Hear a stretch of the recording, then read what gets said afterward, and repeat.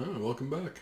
This is our first lesson, or first video lesson on our next main unit, which is going to be called the Age of Absolutism. So the Age of Absolutism is essentially a unit on talking about the kings and queens of Europe. All the things, how do you put this? Their quest for power, and in some cases you could say the pettiness in doing so, but more so the main impact, especially on our day today, on the decisions that were made back then. How in many cases there are direct correlations between what they did, even though they might have had different desires or outcomes or desired outcomes, to the reason why the world is today. And we'll be basically focusing a lot on those. But to know that, we need to know a lot of the stories of the Age of Absolutism. So this is going on at the same time. Like all the stories we're going to be talking about in this unit will be going on at the same time as all the stuff we talked about in the last unit. So while these kings and queens are doing their things and the stories we're going to be talking about with them, the Renaissance is going on. The Reformation is going on. The scientific revolution is going on. And are huge, how do I put this, contributors to each of the stories of the kings and queens of Europe and their quest for power. And I'll be getting into that as we get into the individual stories, but I mean, the religion aspect most definitively is huge and is a big backdrop to the decisions and why some of the kings and rulers do what they do, especially when we get into, say, the story of the Spanish Armada, if you've heard of that before. But yes, this is the idea of this unit is essentially going to be going over the kings and queens of Europe. Now, another thing that will be going on at this time is the idea of the commercial revolution. Now, you should have already watched the lesson on that. It's kind of like a pre-lesson into this unit. But you also need you have to have an understanding of the role wealth plays in the quest for power. So, that being said, we'll go on here. So, simply put, two things you need to have down. Right there, it's in your note packets. You have the concept of absolutism, which this whole unit is called, the Age of Absolutism. And you need to understand that this is just the idea that the kings and queens of Europe are enabled with so much wealth and power that they start thinking that, what if that could be me? Like each one of them thinks, what if that could be me? What if I could have absolute power? What if I could be the one at the top? And so essentially between, you could say really the 1400s, but more so definitely in the 1500s, once the Age of Exploration is fully in tow, and there's another one still going on at this time as well, Age of Exploration, these monarchs realize there's a lot more power to be had in the world with the idea of building these global empires. And that is that, in the medieval thinking of, hey, I'll just conquer my neighbor type thing, turns into this, I can be the ruler of all Europe. No, not just all of Europe. I could be the ruler of potentially the whole world. And, you see the dates there where it says 1500 to 1793. You could say arguably that this idea of being in control of the entire world actually goes beyond that, gets into, I could easily make the argument it goes all the way to World War I, most definitely. But the reason why I have there 1793 as an exact date as the end of the Age of Absolutism is that's the year that King Louis gets killed during the French Revolution, and you kind of see this death of this beginnings or of this idea of absolutism with his head coming off at the guillotine. That's a story we'll be talking about in our next unit, in the unit which is the next unit after. It'll be a while before we get there. This Age of Absolutism unit is going to be, I'll have quite a few videos on it. I'm anticipating about 4 or 5 videos total. We'll see how that goes. I'm trying to keep them short too, by the way. So, but yeah, it's just this quest for power. But I have to reiterate this one more time. Again, you need to understand that the Age of Exploration, the Renaissance, the Reformation, the Scientific Revolution are all going on at the same time. So it's just, they're all these elements just going into a whole to understand the world at the time. And once you kind of see all those connections, you'll also very much better understand the world around you today. So, now another concept you definitely have to have an understanding on is what's called the divine right of kings. This comes from medieval times, arguably before then, but definitely is entrenched in medieval times. This idea that kings are only, well, how do you put this? They're only answerable to God. This is where kings and queens like to try to get out from under the grip of the church. So even during medieval times, you had this fight, but it really took hold in the age of absolutism. Like, I have absolute power. There's no one that can tell me what to do, not even the Pope. So they would claim this argument here, that their actions and mistakes were only judged by God and no one else. So this is just a blanket thing. It's like saying that, if you have an advisor coming to you and say, hey, Lord so-and-so, Sire, King so-and-so, or Queen so-and-so, you're doing things that God definitely doesn't like. And then the king or queen can fire back and just say, well, you have to do it anyways. You have to do what I tell you to. Even if you think it's wrong, you have to do what I tell you to, because I have been ordained by God in this position.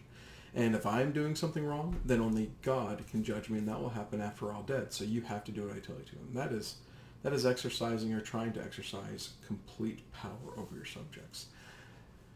No one really gets that, by the way. When I say no one really gets that, everybody understood it, but no one ever gets it. Like, no king or queen was able to get a full understanding of divine right behind them. That, people were always challenging you. You always had high lords challenging you. You always had the church challenging you, but some did do better than others on that side of things. So, but you do have to have this idea of divine right of kings that is there.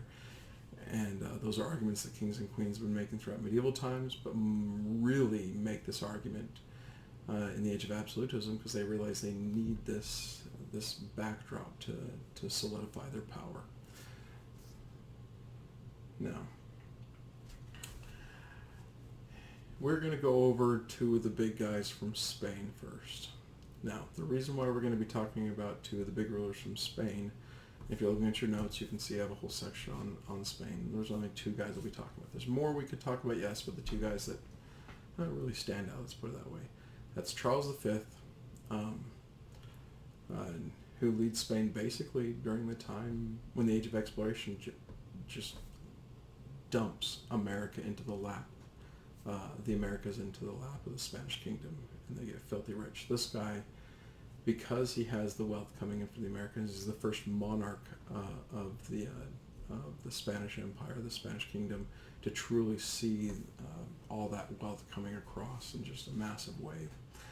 And like well, you're looking at one of the richest men of all time. He's I don't know. I'm assuming he's probably in the top 10 list. But you're looking at one of the richest men of all time. And he didn't just control the Americas, he actually had a lot of European territory too. So I wrote down all of this. These are his actual titles. He just didn't rule Spain. Right there in the middle it says Spain, Low Countries, Netherlands and Belgium, Sicily, Naples and Sardinia, kind of like half of Italy he controls. And he also controls essentially all of Germany and Austria. That's the Holy Roman Empire is Germany. He essentially controls a third or over a third of Europe.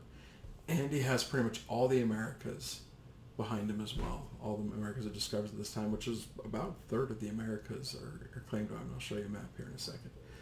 But that is a heck of a lot of wealth. And if you remember from the lesson in Commercial Revolution, the number one form of wealth is land. And he has a lot of it. It doesn't mean he has problems. If you're recognizing the name Charles V, by the way, we talked about him before during the Reformation. This is the guy that puts Martin Luther on trial at the Diet of Worms and tries to silence him, essentially. So it's not like this guy had absolute power, but he does set the standard for what absolute power could be. Like, this is the guy that everybody afterwards, for the next 200 years, 300 years, saying, if I could just have the power and the wealth of Charles V, then I could be an absolute ruler. And arguably no one really gets that. Louis XIV, who we'll talk about later, you could argue gets very close to it. Queen Victoria probably is the only one that really gets that title, and maybe actually outshines Charles V, when she's not even until the 1800s. That's a whole different story there. Okay. Now, thing is that at the end of his life, he looks at the massivenesses of empires and just, from a practical point of view, realizes this is too big. There's too many problems. I couldn't deal with all of this at once. I need to delegate. And so, he really wanted his empire to go to his son, a guy named Philip II, the next guy we're going to be talking about. But he realized he needed to split it up. So he gives the German side of the Holy Roman Empire side, the side that actually had most of the problems because of the Reformation going on, gives that to his brother Ferdinand. He's a German speaker as well. Oh, by the way, Charles V spoke German, but he did learn Spanish. He actually, let's put it this way, from the viewpoint of kings and queens, this guy actually did try to do a good job. Yes, he tried to squash the Reformation, Martin Luther in the Reformation, but all told, this guy really did try to be a good king according to his ideas of what a good king is. And just throwing that in there because we're going to be talking about some people that don't do that. But he gives the majority of his empire to Philip II. The Americas, Spain, and the kingdoms in Italy gives to his son Philip II. And then the German area he gives to Ferdinand. Now, to get an idea of how much territory this is, this might be a bit of a confusing map, and I'm actually going to just put this completely up here. If you're looking at this, look what it says down at the bottom. In the orange, or whatever that color's coming up to you, lands inherited by Charles V. So that's what he got right upon becoming king. By the way, a story I like to tell, I'm not going to go into right now, but his mom is aptly named Juana the Mad. Yeah, anyways, look up Juana the Mad if you'd like to have a fun story to go into. So it's kind of odd that you get this crazy lady, and then her son is actually pretty legit and good. Well, good overall, I should say. So all that territory in orange is what he gets. And technically he also gets everything within those black lines. What is the Holy Roman Empire? Although if you notice, there's areas that are within the Holy Roman Empire that are his, but they don't get along with him. Those areas are in blue. And so essentially everything in blue are basically direct enemies of him. And so you really just have two main enemies of Charles V, the French and the Ottomans. Everybody in green are essentially people that always go along and do what he said. By the way, this is during the time, basically before England turns into a Protestant nation. They're still very Catholic. So basically everything that is not the color blue is basically Charles V has control of. Then if you look over at the Americas map, he has a lot of power there. I mean, again, this guy, I believe he's top 10 richest men ever in world history. So, moving on. It was actually during this time before him, time period of Ferdinand and Isabella going into, those are the kings and queens that sent Christopher Columbus out into the reign of Charles V, that the Portuguese and the Spanish were fighting a lot over who's going to get what land and all these new lands that they're fighting. Now, if you look at, there's two lines there. There's the line of demarcation set by the Treaty of Tordesillas, heard it said two different ways, Tordesillas or Tordesillas. Then you see the anti-meridian set by the Treaty of Saragossa in 1529 there. The reason why you have two lines set there is when the Pope sat down with the monarchs of Spain and Portugal and said, all right, Spain, everything to the left. If you're looking at this right now, it's to your left. Everything, all right, I should say west of that line belongs to you. Portugal, everything to the right or to the east of that line belongs to you. Now, you're looking at an actual map of the world. They did not have this map at this point. They just did not have this map at this point. So their understanding was very flawed of what the world was like. But this is also quite egotistical to sit down and say, hey, Spain, you can have all of this. This is your right by God to have, and Portugal, you have this. Really, when you're looking at it, it's essentially saying that Portugal, you can have Africa and India. Spain, you can have all the Americas. Now, according to that line, though, notice how Brazil is cut a little part in half. That's actually, the Portuguese actually take that. They grab that because they realize, oh, that is in our section. Now, after the Ferdinand Magellan goes around the world, circumnavigates the world, they realize they get a little bit better idea of what the world looks like, and they have to set another line there saying, okay, Portugal, you have this area, and Spain, you have the other area. So if you're looking at that anti-meridian line, just to the right of that is Spanish territory. So in between the anti-meridian line and the line of demarcation is essentially where you go to Portugal. And it seems like Portugal definitely gets the lion's share, but of course they didn't really get all of that. So, anyways, moving on. Last part of this video, this lesson, we're going to be talking about Philip II, and then we'll be done. Well, there's a bit to talk about with him. Now, with Philip II, the main thing to understand about Philip II is he is deeply religious.